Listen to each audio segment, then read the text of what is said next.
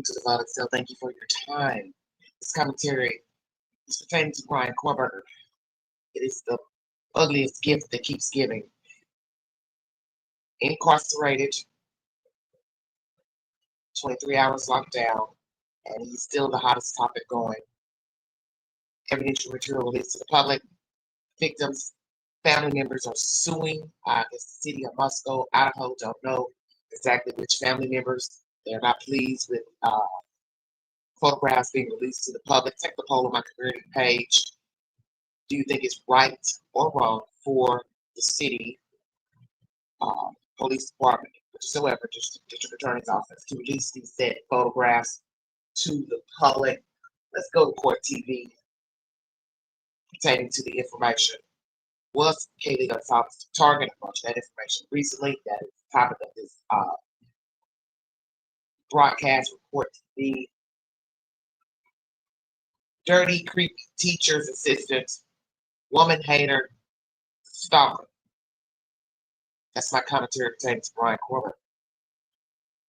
Friend of the female victim, a woman who used to live in the same King Road house. She was told by, again, a redacted name, of the time at Winco when someone followed Gonzalez, which is Kaylee, out of the building to her car.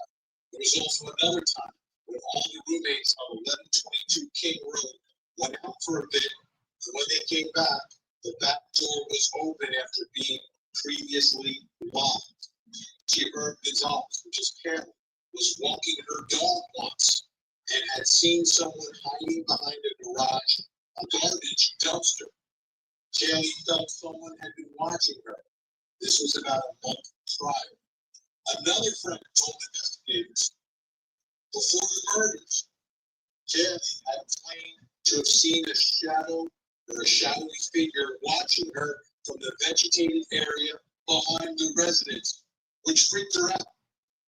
Kaylee had also told the roommates about a stalker at Lion Redacted in Moscow, Idaho. Jason Jensen, how about this information about Kaylee Gonzalez? She felt like someone had been following her. Felt like there was a shadowy figure. Amo. Freaking out, Jason. Yes, all the seems to be adding up to the scenario that she felt like she was being stalked, and yeah, that's key there because as a stalker feels more and more bold, they get closer to the victim until some horrific where there's a break-in or worse. So this is common build-up of the stalker behavior where it starts off from a distance and then you get closer and closer, and the victim usually has that sense that someone's following. Dr. Mike McCutcheon, the whole group, all the roommates left and came back, and the back door was open after having been locked. A lot of folks are wondering if this killer had, staked out the interior of this seemingly, it's an unusual interior, but had staked out the interior of this home. I would say, without knowing for sure, I can make a couple of assumptions. But with Bryan's history of his criminology, for him to not have stalked or not have done an assessment of his victims or done an assessment of his home, I think would be unusual. I think that for someone who was studying criminology at the level that he was studying criminal justice, I think for him to blindly just stumble into this house and kill 4 people is unlikely. Now again, I don't know for sure, but that seems unlikely. And if he had planned, whether he saw them at the restaurant or however he walked onto them, if he were this person that they thought was stalking them, I wouldn't find it unusual. That is, this is going to sound strange, but that's normal behavior for a murderer who is stalking their victims. And they want to make sure their goal is to not be caught, and they want to be successful. And so they are going to take steps to make sure that they're successful. And that is planning out, making sure that they have a way to escape, where they're going to park their car, what's the entry, are doors locked or unlocked, are they going to break a window, are they going to break a door? They're preparing for that, just as they would prepare for anything else that they wanted to be successful at, and that requires a game plan. So whether it was or wasn't him, for us to think that he just randomly strolled into this house, I don't think was the case. I think he definitely had some forethought for sure before going to that house that night. Yeah, I agree with you. I also trust Kaylee's instincts that someone was following her, and that someone leaving her. So, was Kaylee the target? Since everyone had like their own assertions of who they thought Kohberger was stalking, this woman felt like she was being stalked, seeing someone behind the house, dog running off into the wooded area, not coming back allegedly. Someone at her car. Was that Kohberger or was that someone else? Could it be that she had another stalker or stalkers? Don't know. A lot of information coming out about Mr. Kohberger, his behavior as a teacher's assistant. As most people know who are following the content, he was stripped of his position because he was making students feel uncomfortable, male and female, grading the females very harshly, and also being very, very disrespectful to female students in conversation, following one student to her car, which is very unprofessional. You have no right to be following anyone to their car. Anything you have to say to a person, you need to say it in the building. Blocking doorways for females not to be able to leave the room. So his behavior was escalating. And as a professor who documented his behavior and put it in documentation, a female professor, that he would be a future predator. Well, the gist of the story is that he was a predator. May not have physically harmed anyone at the time. The things he was doing to these students and the things he was saying to them, but he was on his way. He was definitely on his way. Hello, Miss Parker. He was definitely on his way. And really, he had nothing to gain once he lost the teacher's assistant position. Okay? Because I believe he lost that after killing the kids. Because allegedly, students saw his hands bandaged up after the murder. So he still had the position after killing the kids. But he lost it eventually. He had nothing after that. Because that's going to be on his record. School record. You know, while he's in the graduate program. Okay, they let you go. Why? Oh, because I like following people around, saying condescending commentary to women specifically, grading harshly to women specifically, following women to their cars, students. He was spiraling out of control. And I thank God that he has been apprehended, charged, decided to give a guilty plea, and he's currently incarcerated. Because naturally there is another Kohberger out there roaming the streets, one in the making, one in the belly, one in the womb. Back door open. I'm assuming they're speaking of the glass sliding door. See, where I have a problem with that is I don't know if these kids ever lock the doors. We can't speak. Only two people can speak and say, well, when I entered and exited, I locked the door. That would be Bethany and Dylan. But the other four can't speak. The other three young ladies can't speak to us because they're deceased. They can't tell us. Yeah, I sometimes lock a door, sometimes I did. So now we're hearing that the back door, which I'm assuming is the glass door, could be locked because I asked that question so many times. Was the door able to be locked? Because you can't lock something that doesn't have adequate locking.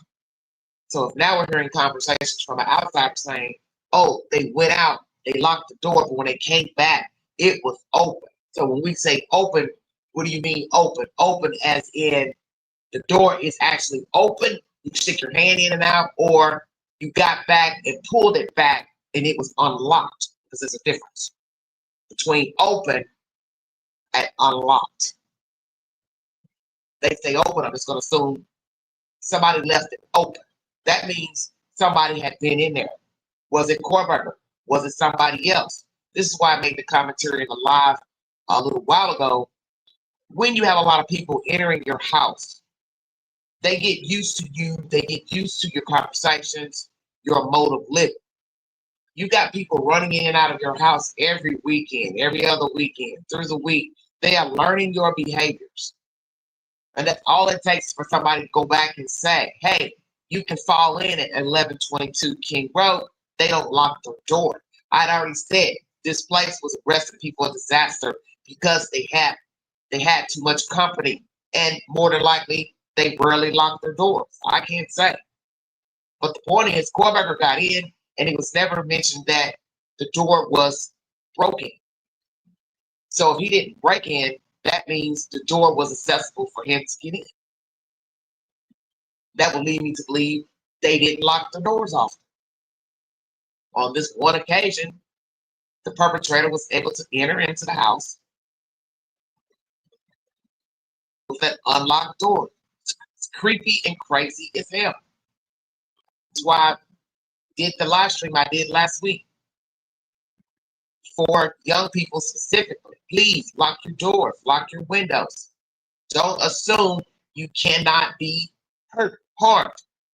You don't give the perpetrator a reason to come into your peripheral. That goes for your car door, that goes for your windows, that goes for your doors to all of the home, apartment, condo, wherever you stay. You have to be vigilant because people are always watching. God knows I know. You know, I have a neighbor who has some issues. You open the door, he opens the door. It's creepy as hell. It's very creepy. And I don't ever say what a person will and won't do. I don't navigate like that. I don't care if they've got some type of developmental issue. I'm never going to say, oh, he's harmless. He's harmless. No. No such thing. A lot of people are dead because they thought the same thing. He was harmless. Well, he was not. Dominant creature. Self-entitled. Thought highly of himself, Mr. Kohberger. That's what you're going to hear during this court TV segment. I'm not going to play all of it. I'm going to give you the key points pertaining to stalking of this house and the inhabitants, and commentary from students who felt uncomfortable around Mr. Kohberger. Welcome to the Phone XL. Thank you for your time. You know, we also got information that Olivia of Olivia's Chronicles is now dating the Gonzalez brother. Very interesting information. I guess she hung around them so long and so much, she became buddies with the brother, and they are now dating. Oh, that's the latest news. Wow. Very interesting. Tell it all. They're not.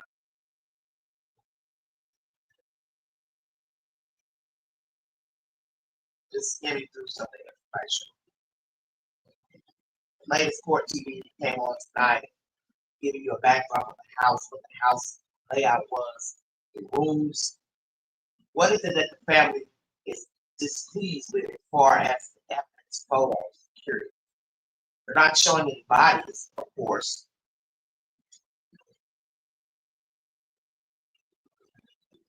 But just the layout of the room. Take the poll on my community page. So these photos have been released. Well, you learn the girls, they like to drink. That's one thing we saw in the photographs in their bedrooms. Alcoholic beverages, which that's expected for young people in college.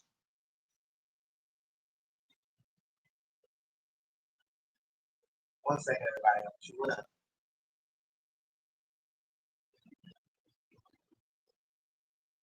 Thank God for the red flags pertaining to Kohberger. Because a lot of people get shuffled through, and you see this all the time.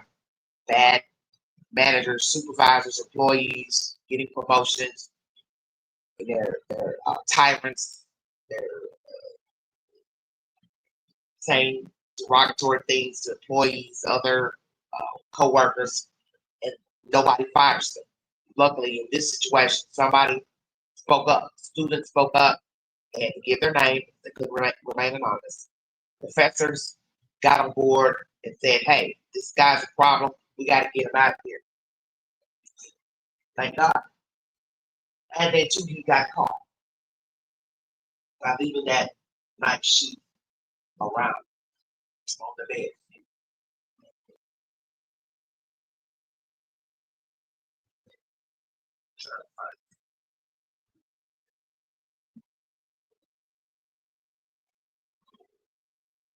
Kohberger said something very sexist, and a student called him out for mansplaining. Kohberger stood his ground and kept speaking in a way that made the student feel she needed to stand up and leave the room. She was asked by staff. Observations from one of the professors at Washington State University.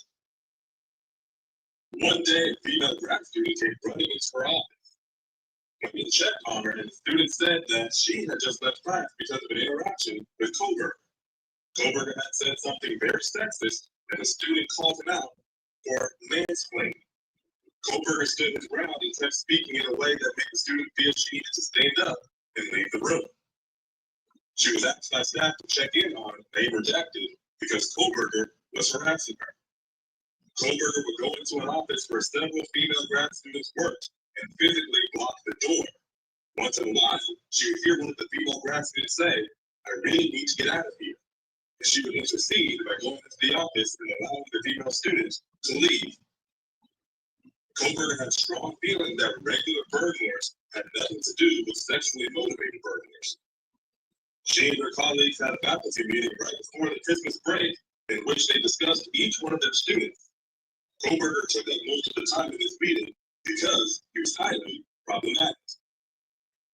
She told her colleagues, he is smart enough that in 4 years we will have to give him a PhD. And mark my word, I work with predators. If we give him a PhD, that's the guy that in many years, when he is a professor, we will hear his harassing, stalking, and sexually abusing his students at wherever university.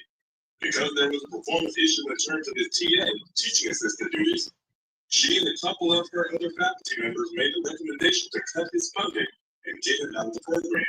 She felt like he was stalking people. Stop right there. Now, this is not to be judgmental against men, but imagine this was a male person who was getting this information about Kohberger. Oh, he's bothering me, locking me in the room. Would a male have agreed to let Kohberger go? Facts, don't know, never happened. But this female professor, I'm assuming she met with, she met with other colleagues. Was there a man in that group? Were there any objections to letting Kohberger go? So there's always information that you don't hear of. Was there somebody in the group of the meeting that said, well, no, let's give him a chance. Maybe there's misunderstanding. Maybe he's just ego-driven. You know what I find interesting about all this information about Kohberger now is that for a person to be so self-absorbed, thinking so highly of himself, he had no experience with women, dating, no jock shop. He wasn't that guy that everybody gravitated towards. Wanted to sit at the lunchroom table with in school, college, run and hang out with him. So it's interesting that he has this, grandeur perception of himself, but yet he had no experience with relationships with others besides his family. No real friendships, no real courtships in any of his scholastic endeavors, high school, college, now going over to Washington State. But yet he thought so highly of himself. It's very interesting. Very interesting. No real friends. Also in this commentary, they said he only had 18 contacts in his phone, and those were mainly his family members. Imagine that, a 28-year-old man with only 18 contacts. And I won't doubt that most of those were probably, as they said, family and probably business associated contacts. No friends. Remember the commentary about the girl who lived in the apartment building? She and the boyfriend or husband had him over a time or two, and she told the husband or boyfriend she didn't feel comfortable around Mr. Kohberger. It was the first time we heard about an outsider speaking of his behavior. So what was he doing in that apartment that made her feel uncomfortable? Then there's the one who helped with the surveillance of her apartment. So telling what he was doing with her personal effects. When you have people who are crafty with electronics, computers, they can do anything.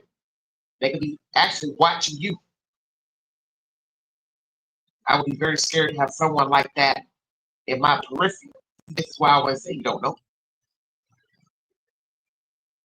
But one person realized Kohberger had to go. That's the professor, amen. And then the students who spoke up, thank God they gave their names. Get the hell with it. What do I have to lose? I'm important as well. I'm trying to get my education. I'm not about to let this heathen deter me from getting my education. Because that's basically what Kohberger was doing. Besides stalking and gawking at the females, grading them harshly, staring them down, blocking doorways for them to get out of the room. He was hindering their education, attempting to lower their self-esteem. He's a monster.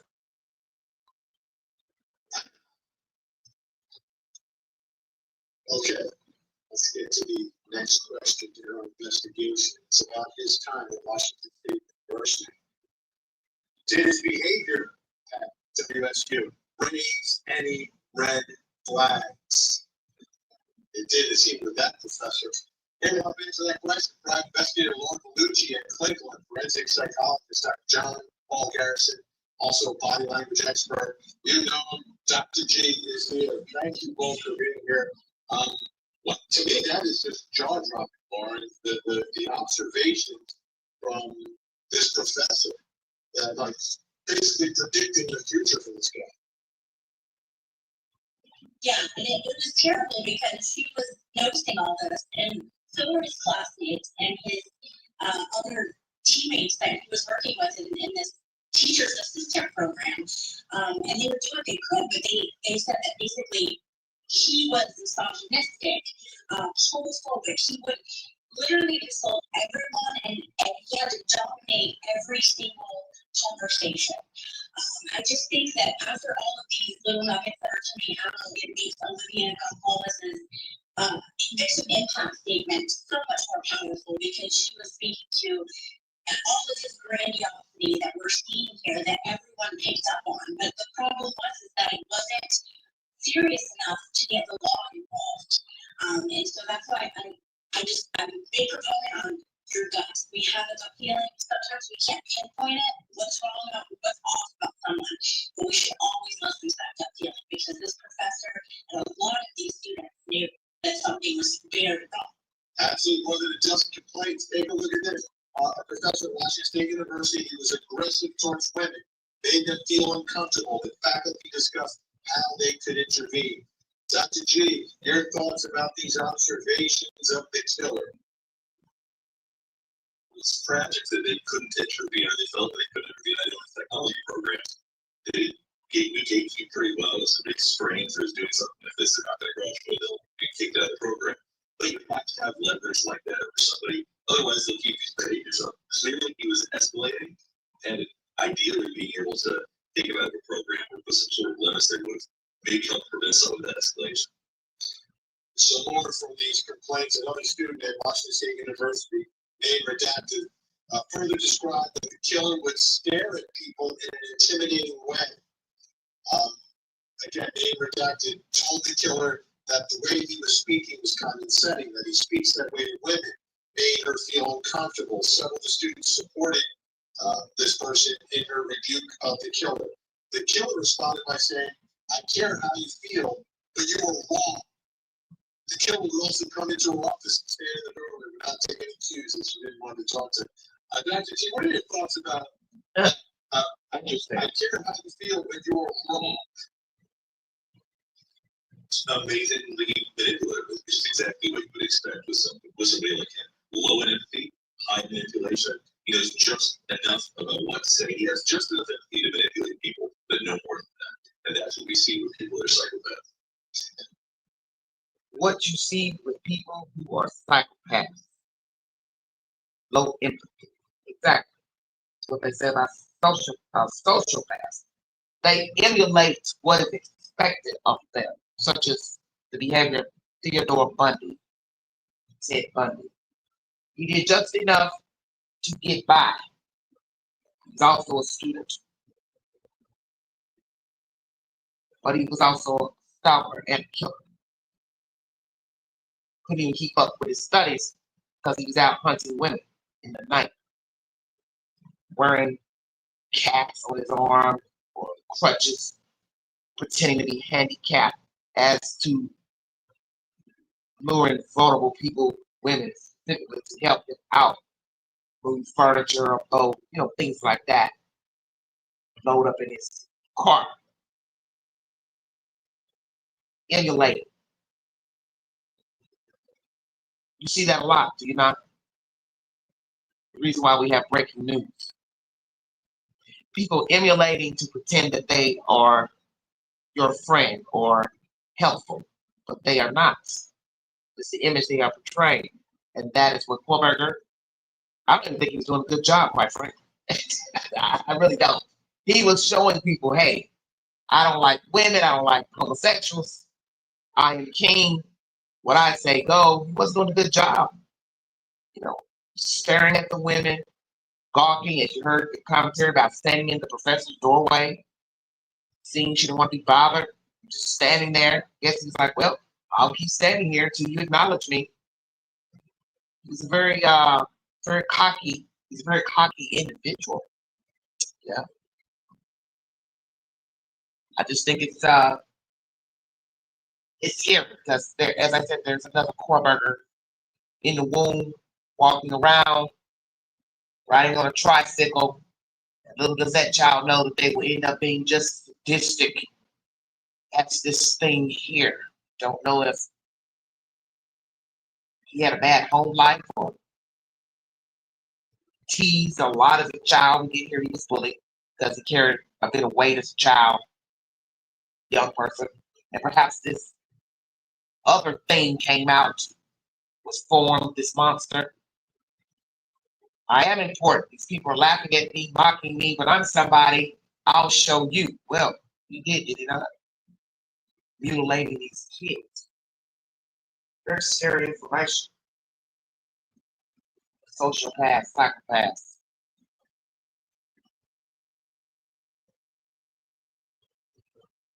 Well, they did address it. That's why he's got fired from his position. Another student at Washington State University. Before talking with the neighbor doctor, she emailed the killer concerning her grade. She stated his comment was, well, thanks for you. You didn't know what you were doing.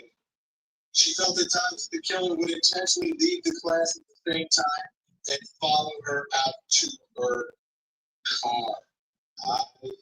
I trusted that she was probably correct in that observation, Warren. Before we get into that, what type of professionalism is it to put that on a paper? Sucks for you. You didn't know what you were doing. That is so unprofessional. You are a teacher's assistant. You have no right to put that on a piece of paper. No right. That is not how you talk to people. You are grading papers. He acts like he's a police officer, putting handcuffs on someone that's just stealing out of Walmart. Sucks for you, yeah, you got caught. You understand what I'm saying? It's not how you talk to someone, you're grading their paper. You can put that on their paper. It would be wrong even if it was a professor. This man is hideous. But this shows he's bitter. Kohberger is very bitter. That's where the woman hating comes from. Bitterness. It's a bitter bitch. Very bitter individual. Mad at everything. Everyone. Standing still, moving, doesn't matter. Ocean waves, sunlight, the moon, doesn't matter. He's got a problem with it. Many people are like this. They got a problem with everything. Doesn't matter what it is. Doesn't matter what it is. Sidewalk is too bumpy. You understand what I'm saying? They wake up angry. They have nothing to look forward to. That's Kohberger. That's why they got that video release. It's accurate. Washing his hands until they're damn near bloody red. For what? You're not going anywhere. You're not doing anything. You're stuck in that cell. It's a wrap. Move on. Following the young lady to her car. She feels like when she go to her car, leaving class, poof, voila, there was Kohberger. And I think we can assert that he was deliberately following her to her car. That's a sign of intimidation. I'll talk to you any kind of way, grade you harshly, then I'll follow you to your car. So what? Big deal. Sucks for you. See, this is what people do. And what do I always say about why people do what they do? Because they can. Because people ask these questions over and over and over about why. I always tell you, don't ask why not. You ask the questions that the perpetrator would ask. I did it because I could. I don't need your permission. I grade your paper the way I see fit. I'll talk any kind of way to you because I can. I'll follow you to your damn car. Hell, I'll even follow you to your house. And you're going to hear that as well. Young lady afraid to go home, deviating from her schedule, finding alternate ways to get home, fearing Mrs. Kohberger, how serious the situation was at the university. And that's what's even more scary.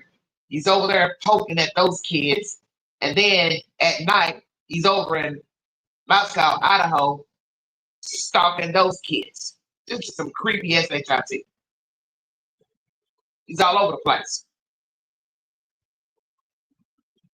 He's all over the place.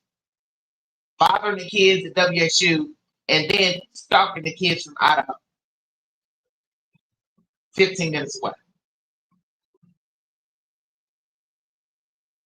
Absolutely. And that was something that was echoed by everyone, really. He would talk down to women. He would call them broken. And those are the same student that completely changed her routine and asked professors and other students to drive her so that she didn't have to walk alone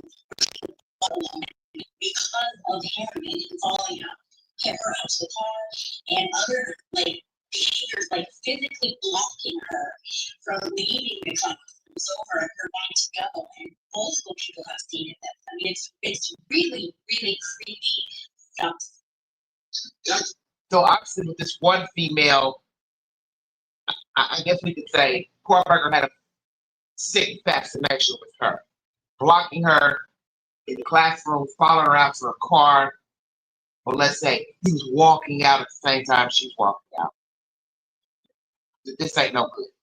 And I'm going to go ahead and say he probably knew her schedule, knew her school schedule. He knew where she lived. Oh, you can bet your bottom dollar on that. Because it's two persons. And now that we know he's killed 4 people and was doing the same damn thing, well, he was doing the same damn thing over at his own job at WSU. Following, stalking, dogging, making nasty remarks. Probably following her around. Probably phone number. Probably had a number, probably had hang-ups, probably had all types of stuff. We're going to hear about that as well. About the incident with the phone line. Is there any way to tell the difference between, and where that line is between someone who is just a jerk versus someone who is potentially dangerous that, could attack you, sexually assault you, or, like in this case, end up being a mass murderer who wanted to be a serial killer? Unfortunately, it's all too often that we don't get to measure these things and talk to these people until after the fact, until after they've started doing something. But the truth is that for people that are socially awkward, they typically want to get along with people. They just don't have the skills. For people that are psychopaths, they can look similar, but they want control. So you start to get a sense this person wants control. They're being manipulative. They're trying to be hurtful. They're engaging in stalking behaviors. They're not being awkward, walking out one end to talk to somebody. They're stalking. They're trying to make somebody feel intimidated. So how you feel around somebody, really trusting your gut to go, this person is not just awkward. They're wanting to harm you. They enjoy the idea that I'm suffering. And Jackie, how does the autism play into this? Because our understanding is that it's somewhere on the spectrum. So I hear. I don't know how officially true that is, because psychopathy and autism superficially look kind of similar, because they both have minimal emotional expression. They can be kind of blank. There's a lot of overlap between the two. If he in fact did have autism on top of many of the other issues that he has, then it is going to increase his ability to manipulate well. He's going to be awkward. People are going to see his manipulations and just feel creeped out by him. So there's going to be a little bit of overlap, but I'm not even convinced that he's very on the autism spectrum. Yes, stay with us. Still to come. Did the killer's behavior off campus raise any red flags? Well, he got someone that said that female neighbor, he acted or told the boyfriend and husband she didn't want him coming back to their apartment, which I don't blame. I wouldn't want to visit either. Very scary. I wonder what his parents, what are they thinking? Who is this person that we raised, cared for, and loved? Indeed, they cared and loved him. Sisters, other relatives. Did any of them see any signs about this woman? Hey, there's something wrong with this kid. The kid's gonna be a really bad person down the road. Morning hours, November 13, 2022. The faceless coward reached the tranquility of 6 beautiful young people and senselessly slaughtered them. For this unfathomable and senseless act of evil has caused immeasurable pain and loss.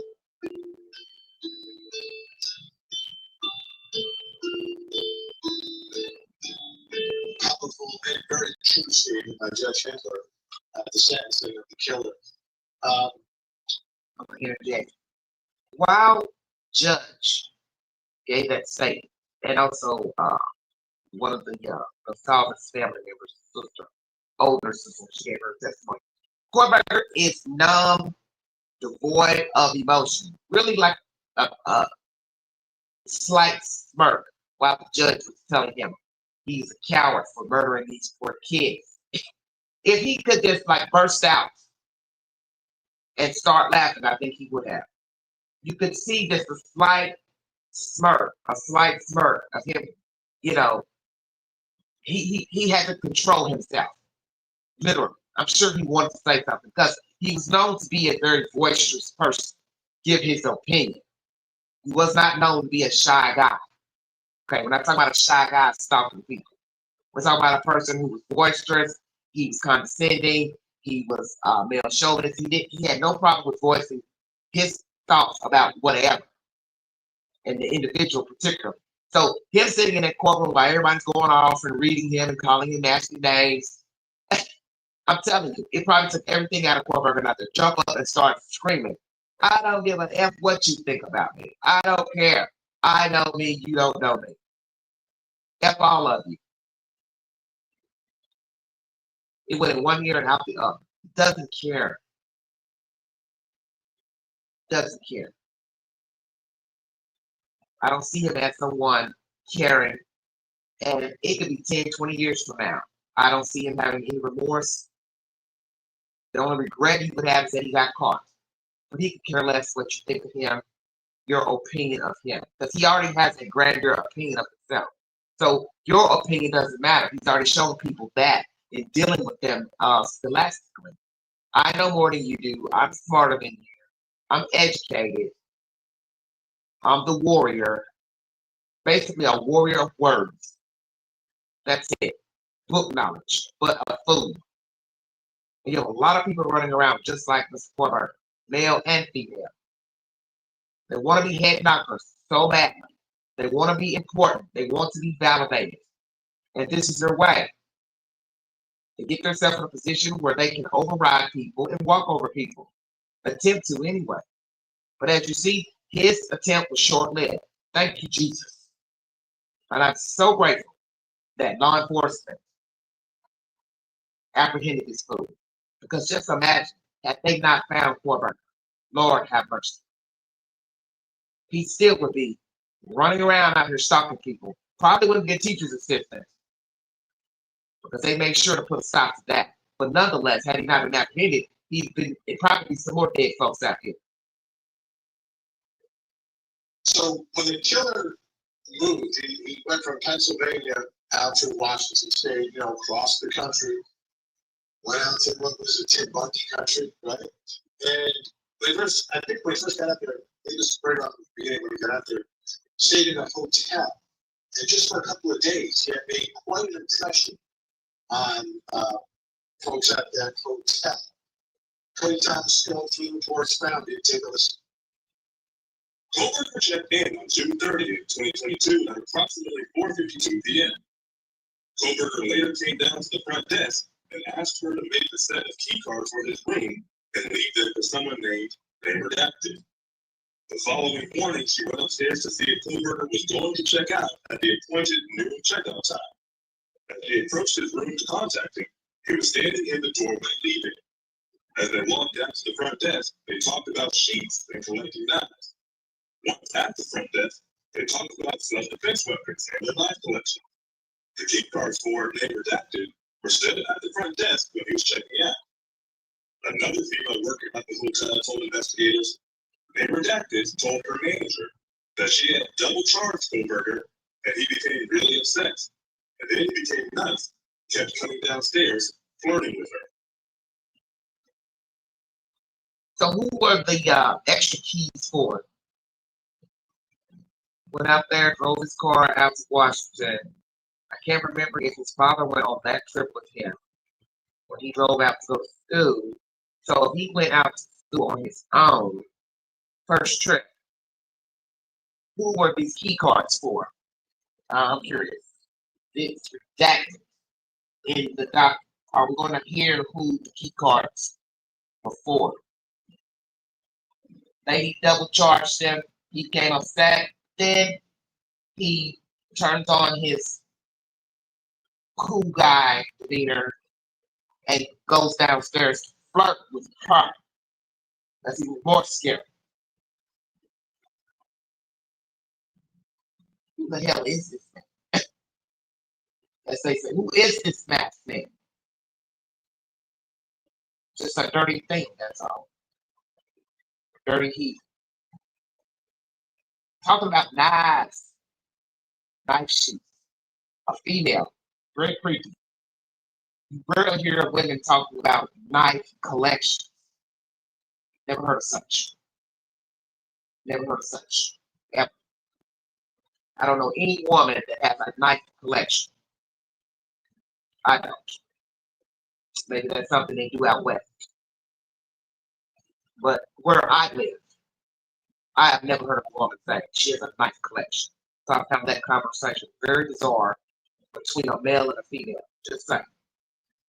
Interesting, right? So in these reports, we found out a lot about people coming forward and providing information about the killer. And that brings us to the next question in our investigation, which is, did his behavior off campus raise any red flags? Things he was doing when he left Washington State University. Still with us. Yes. Investigator, private investigator, Lauren Lucci, and clinical and forensic psychologist, Dr. John Paul Garrison, Dr. G. I want to put this up here. This is from the University of Washington student. The killer had asked, name redacted, if she was single. She discussed her relationship with her partner. He asked about other friends of hers and if she was interested in getting together outside of school. She said she was not interested. She said she had told him she had been blamed, right? And he stated he did not date broken women. Wow, wow, wow. The reaction, I believe, probably refers to some form of being a victim.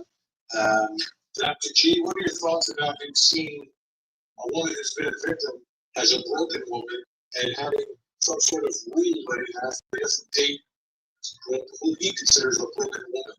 And also, like they're stating on the screen, his behavior appeared erratic. What is weird about this conversation? Now, maybe the girl is nervous. She didn't know how to talk. She didn't know what to say to him. He actually single. She's telling him she has a friend. But then she's going to go on to say something that's personal, which doesn't really make any sense if it's about being a victim, such as being sexually assaulted. That would be a weird statement to make to a man, and then say, "Oh yeah, I got a boyfriend, but no to you, but I've been sexually assaulted." This whole conversation is really weird to me because I don't know if I can say that to a guy. I don't think I can say that to a guy. I would just say, no, I'm not single. I do have a boyfriend, and stop talking. People get nervous. They feel like they have to explain themselves. You don't owe anybody an explanation about anything.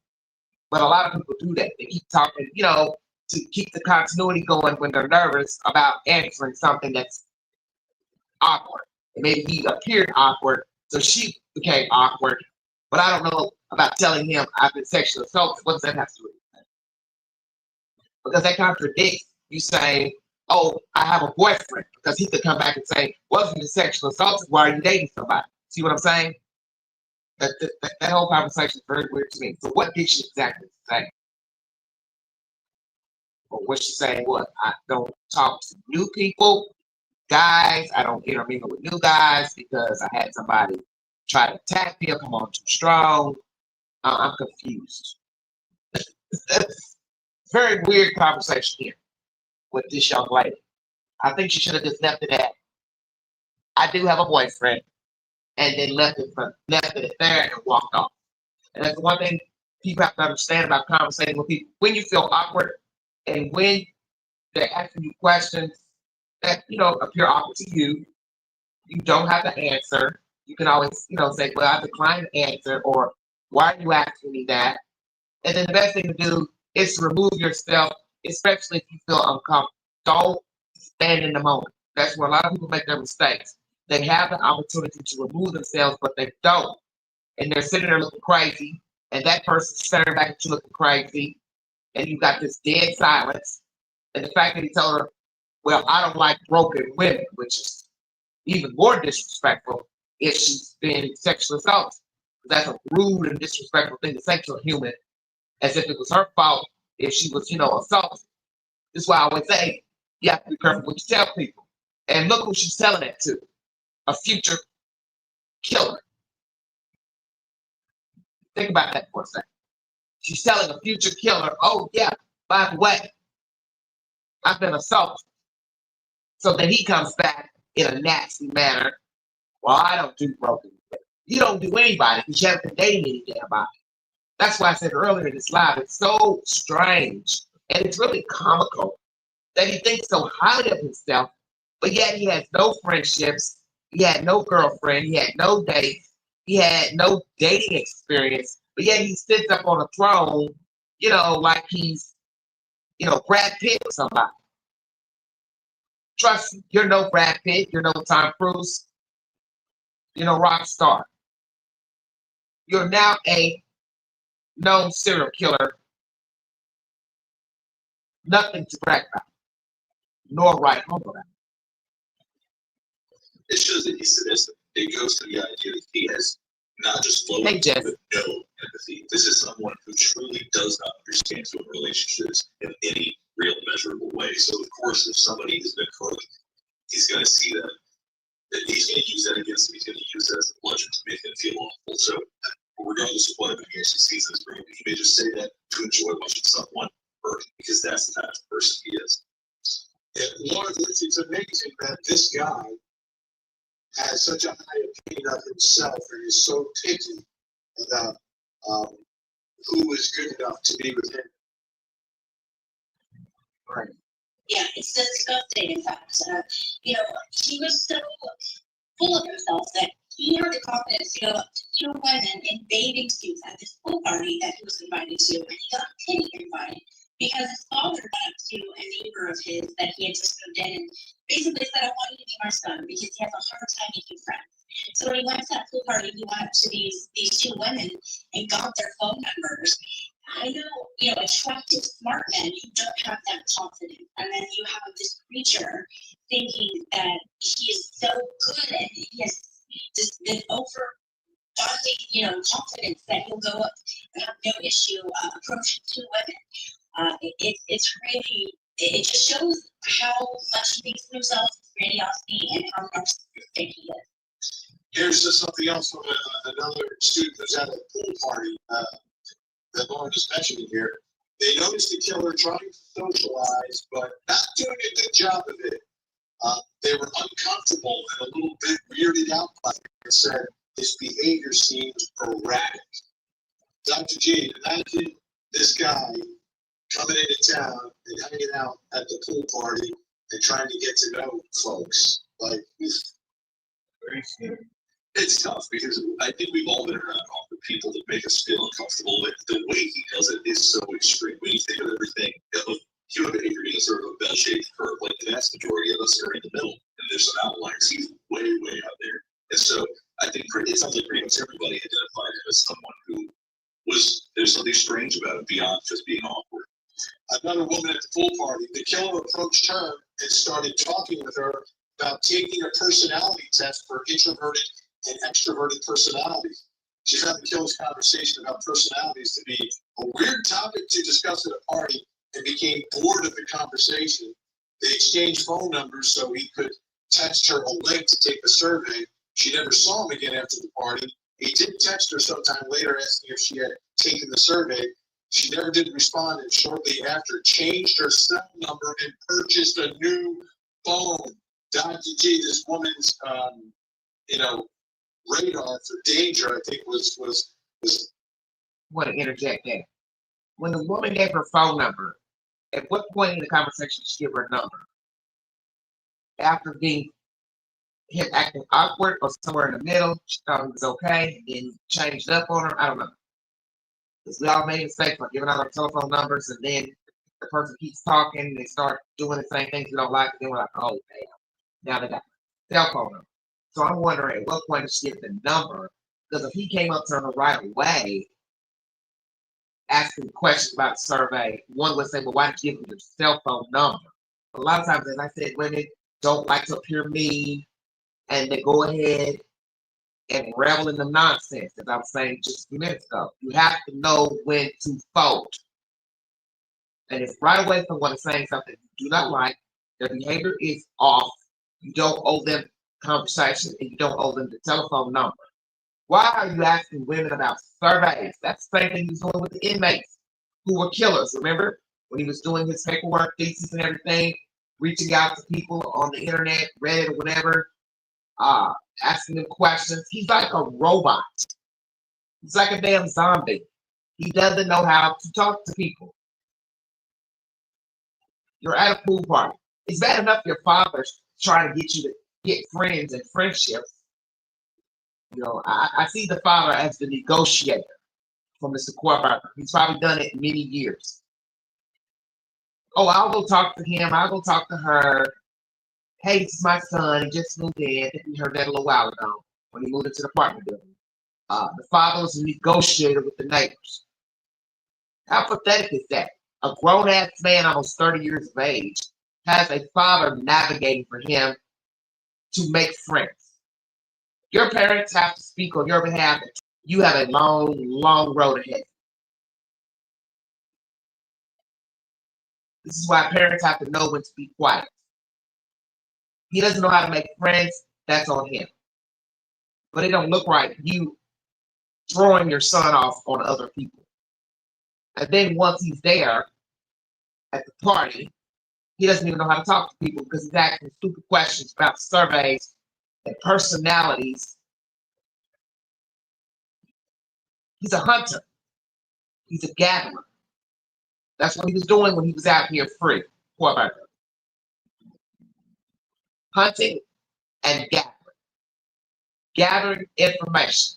Learning people's ways, their thought process, their blueprint, their footprint. That's what he was doing. And that's exactly what he did to the inhabitants of 1122 King Road. Checkmate. That's what he was doing over at WSU. He was hunting and gathering. Activated by this guy, he knew that this guy was trouble. Absolutely, and he also is somebody who is incredibly arrogant. He likes to show off how smart he was, which is probably why he wanted to take that personality assessment or whatever it was so he could talk about his knowledge about it. Maybe somehow they can feel like he got leverage over her because he would probably find some way to try to make her feel bad about whatever the results were. That's how predators like him operate. So people need to trust their gut. It's just sometimes we just know when somebody is off, and it's beyond just making us uncomfortable. And I'm glad that some people were able to do that. It's so tragic and unfortunate how far he got, how far he was able to escalate. Yeah, longer than about 20 seconds left. But could you imagine someone coming up to you at a party? Hey, want to take a survey? Oh my gosh. You know, this guy was just, they found out that he had 18 contacts with his phone. He got to be a 30-year-old man and only having 18 contacts. And those were family included. So this guy could keep friendships or start them. Great to have both of you with us tonight. Welcome to Lucia, Dr. J, Dr. John Paul Garrison. Thank you so much. Great to see you. All those red flags were identified in real time. The question is, how would anyone ever suspect that he would actually do what he did? Right? You see the red flag, but no one's going to think that he's going to actually murder 4 people. Now, I always know someone who's awkward, maybe strange, right. But think about it. Would you ever suspect that that person that you think is strange in your life would be a serial killer? And even if you did, would you say anything to anyone? Then you probably tell everybody or TV. Would you say anything? Exactly. That is what's wrong with a lot of people today. They are afraid to say anything. Don't want to go against the grain. Don't want to appear messy. Don't want to appear, like, hey, like calling it wrong. But we now know those students, the professor, the other professors, colleagues that voted to get him out of the teacher's assistant, they were not wrong. And imagine the information when it hit their desk that he was arrested for killing 4 kids in Idaho. That would have to be a very sick feeling to know you had it right. You made the right decision. You made the right call. And also the females and males who dealt with Kohberger in that short time while he was a teacher's assistant, you have to have a really sick feeling in your stomach, like, I'll be damned. I knew something was wrong with this guy. I knew this guy was off. I didn't know it was off like this. And the professor calling him a predator, that's deep. But that's her job, is it not? She studies people. As I said, with this hunting and gathering of people, that's what Kohberger was doing. So he was studying to do exactly what his professors were doing. It's like, well, they study people, psychology. She taught students about psychology. She saw signs that something was not right with one of her students, which was Kohberger. He was out hunting and gathering, being a predator, exacted a crime, and the professor called it. That's some deep information. I'm going to go to my community page before I check out of here. I asked you all a question an hour ago. Idaho students' victims' families are suing Moscow City for release of crime scene photos, right or wrong to share to the public. Family members, don't know which ones, but they are suing the city, Moscow, I'm sorry. And do you think it's right for them to sue? I didn't ask that question, but do you think it's right for them to sue? But mainly, should the city have released the evidence, photos? As you know, I have not seen any photos with the victims in them. If they were covered up. Actually, they won't show those to the public. Maybe later down the road in a crime show, they might show the gruesome pictures. I don't know. Right or wrong for the city to release photos? 50% of you said right. 50% of you said wrong out of 24 votes. Wow, wow, wow. I have put 3 movie suggestions on my community page for your enjoyment. Late in the morning, I watched a movie called Restless. It is a foreign film. It is absolutely awesome. It is free on Tubi. Please check it out. It's about a woman who gets a disorderly younger neighbor, male neighbor, who keeps her up all night in the wee hours, partying with his friends, playing loud music, and naturally she decides to exact revenge against the neighbor because she's had it up to the wazoo with his late night party. Please check it out. You know Queen could relate. All the years of apartment living, it gets old. You know, people who keep you up, noise, hollering, screaming, whatever the hell they're doing. So Queen can relate to this movie. It's called Restless, free on Tubi. Please check it out.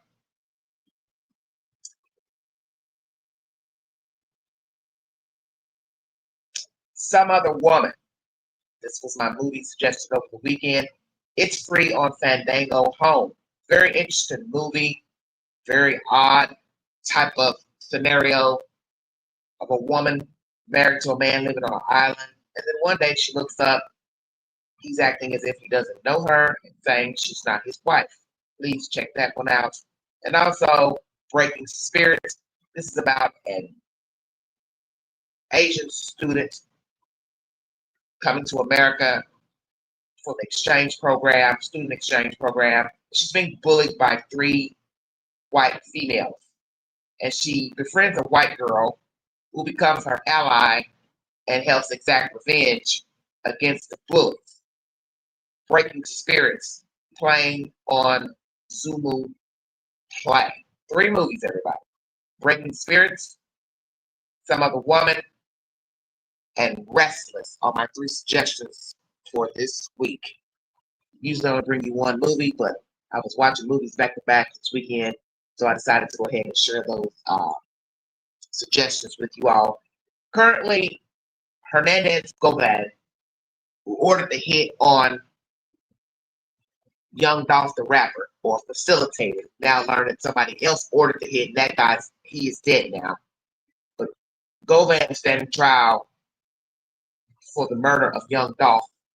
And I will say this about the trial. Today marked day 2. It is the most ratchet, ghetto, fabulous nonsense I have seen in some time in a courtroom. When I watched the trial briefly yesterday, I was just baffled and in awe of the district attorney speaking. She's a black lady. It's 2 of the black ladies' table. Just the way she talked, her questioning, the witnesses' responses. It was just hard to digest that this was in an actual courtroom. It's just a dialogue between the district attorney and the witnesses. It's baffling to me. You know, the speech, I guess, was just ghetto to me, just ghetto ratchet. And it shows me how illiterate people are, don't have formal education, don't know how to talk, and they're sitting up here testifying to being hired to kill a man that they don't know and know a damn thing about and didn't even get any money. And then the district attorney heard questioning, I need you to explain this. I need you to speak up. Oh, you're talking too fast. I don't understand what you're saying. I just didn't even feel like I was in a courtroom. I felt like I was somewhere out in the street listening to people talk. It was just, it's sad to me. Sad, and it's damn pathetic. Mr. Golan clenching his jaws in court, listening to people testify to the alleged information they got per the setup of killing young Dolph. He's angry. And my thing is, what are you angry about? You got yourself involved in this nonsense. This record label holder used you to go out here and find a hitmen. You stupidly went out there. Then you went and used these young punk thugs, wannabe thugs, pill poppers, and now they're in prison. And that's where you're going to end up. And the person who ordered the hit, allegedly, the big guy, the record label guy, CMG, he's dead. They gunned his ass down. So you see, it's just a vicious cycle. Nobody wins. Record holder who ordered the hit dead. Govan, the middleman, he's standing trial for the murder of Young Dolph. He'll probably get life. And then the guys who ordered the hit, they'll get life. If whatever sentence they got, long-winded sentences. And then Young Dolph, he's dead. Who's the winner? Nobody. Absolutely nobody. And this shows you how stupid and wayward young people are. You're thinking somebody's going to give you 100,000, 500,000, 50,000, whatever the dollar amount was. You ain't get a damn thing. I was reading in the comments under the court proceedings today. Somebody had put $800. That still ain't no money if you got 800. Stealing cars to commit the crime. Involving other people. One girl testified. One of the girlfriends, they didn't show her face. Because it's a court order not to show the victims' faces. Witnesses' faces. She knew all about it, allegedly, from what they're saying in commentary. How could you walk around knowing that somebody's going to put a hit out on a rapper or anybody, and you don't do anything? If you even heard them talking about killing the man, why didn't you go to the authorities? Then you got the nerve to sit up in court talking about fearing for your safety. But you didn't fear for your safety while listening to people talk about killing somebody. Think about that for a second. Oh, that's right, because you liked him, boyfriend. Now he's locked up. You're free. Your face isn't shown in court. And what? You're worried because now you're staring at the facilitator in court. People still know who you are because they gave your name, Angela Arnold. So even if they don't see your face, they can look you up and still find your face, find where you live, because we're in a day and age of, as we call it, gathering information. People know who you are. And best believe if you live in Memphis, they know who you are in Memphis, Tennessee. And Memphis ain't that big. So you still might be in harm's way, you and your family. This is a tragedy. And it's a tragedy in the Black community with all this hating. One person doing well, you're envious or bitter or jealous of that person because they're doing well, whatever the endeavor is. And now you want to bring harm to that person and they haven't done anything to you. Why would you want that for your fellow man or woman? And this rap game, SHIT, what's wrong with all of you all being in the city, rapping, making your money, collaborating? You don't like each other. Okay, cool. But putting hits out on people a part of the record label, for what? For what? Because basically what you're telling the world is you think that low of yourself. That you're willing to go out here and murder a complete stranger because somebody said they're going to pay you. Or you want the people dead because you think they're making a whole lot of money and you're not. Oh, well, they're doing well over there. I ain't doing too well over here, so I want that man dead. I want his entourage dead. I want the people on that record label dead. This is what the Black community has come to, and it's sickening to me, and it's just so vile. And it's all about jealousy. That's all it's about. So in the end, it doesn't really matter if it's about a rapper, record label, football player, basketball player, CEO of a corporation. The guy down the street has a nice car, nice house. You got a problem with him, now you want him dead. You don't know him, he ain't done nothing to you. But he's got to be eliminated. She's got to be eliminated because they look like they're prosperous and you're not. That's basically what you're saying to the world. You don't like yourself because you ain't hitting no shit. So you want somebody dead. It's sickening to me. And even in listening today, I was just getting perturbed. So I'm sick of the defense lawyers talking about AutoZone, verifying this, verifying that. And I'm just sitting here just saying, these people have testified and told the court they were paid to kill the man. So even if it was somebody else over Govan, they can only tell the court what they know. And yes, people lie. That's just what people do, what criminals do. And the head knocker he can't stand trial because he's dead. I just learned that today. It's a travesty. But this is the world that we live in. Bitter, miserable people. So what's going on in Memphis, Tennessee right now with this Hernandez-Govan trial, it's really no different than that filth out there that was in Idaho. Bitterness. Straight bitterness. Bitterness got 4 kids killed, and bitterness got a rapper killed. Checkmate. They are one and the same. They are one and the same. Because that's what we're living around. Bitter bitches. Miserable, bitter people who have nothing better to do with their time than hunt and gather. And that goes to social media as well. Stalking Facebook, IG pages, stalking YouTube videos, articles, stalking chats. It's the same thing. Follow the Queen on the Newsbreak app. Take the polls on my community page. Check out my extensive library of 4,000 plus videos.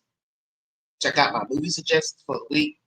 And if you'd like to donate to this great network, $sign Big Angie, 129 Cash App. Stickers and checks are always welcome in the live stream. If you see something, say something. Be a part of the solution, not the problem. Mind the children.